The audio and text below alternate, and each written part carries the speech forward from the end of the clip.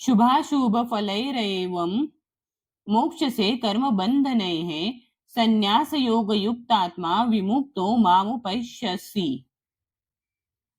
28. शुभ शुभ अशुभ अशुभ फलय हे फल एवं याप्रमाणे मोक्षसे तू मुक्त होशील.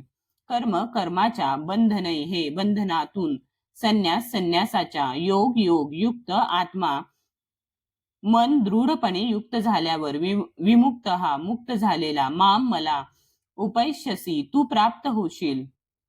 याप्रमाणे कर्मबंधने तथा कर्मबंधनांच्या शुभाशुभ फलांपासून तुझी सुटका होईल. या संन्यास योगाने युक्त होऊन माझ्यावर दृढपणे मन स्थिर केल्याने तू मुक्त होऊन मलाच प्राप्त होशील.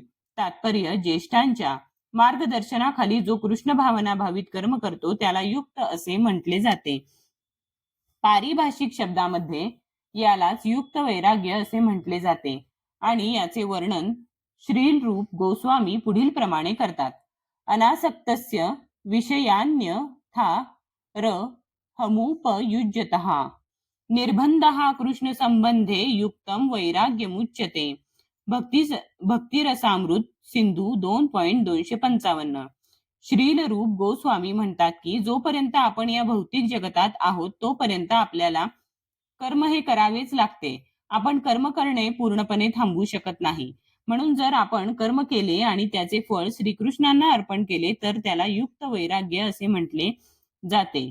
पण वस्तुतः संन्यास योगात स्थित होऊन केलेल्या कर्मामुळे मनरूपी आरसा स्वच्छ होतो आणि अशा रीतीने कर्म करणाऱ्याची जशी जशी आध्यात्मिक साक्षात्कारात क्रमाक्रमाने प्रगती होते तसा तसा तो भगवंतांना पूर्णपणे शरण जातो.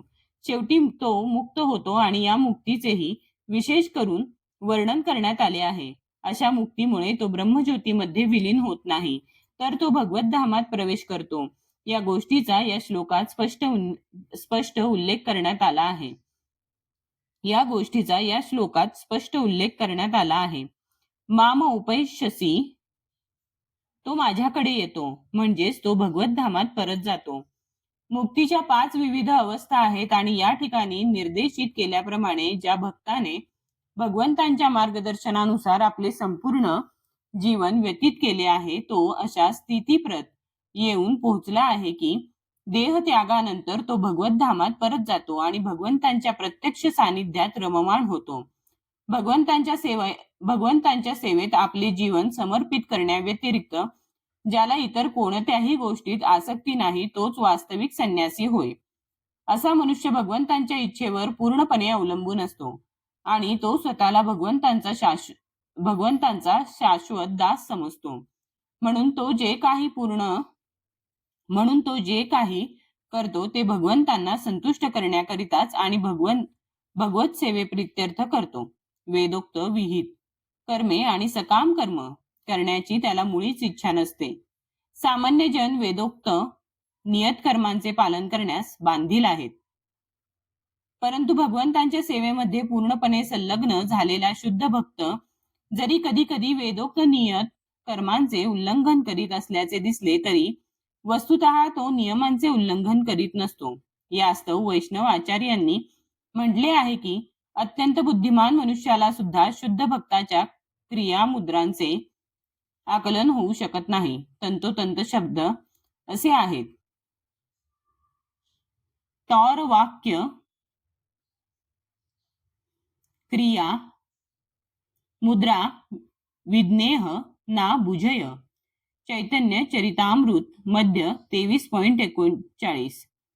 याप्रमाणे जो मनुष्य नित्य भगवत सेवेमध्ये युक्त असतो किंवा भगवंतांची सेवा कशी करावी या संबंधी जो सतत चिंतन करीत असतो तो वर्तमान काळात मुक्तच असल्याचे जाणले पाहिजे आणि त्याचे भगवत धामात परत जाणे हे सुनिश्चित असते.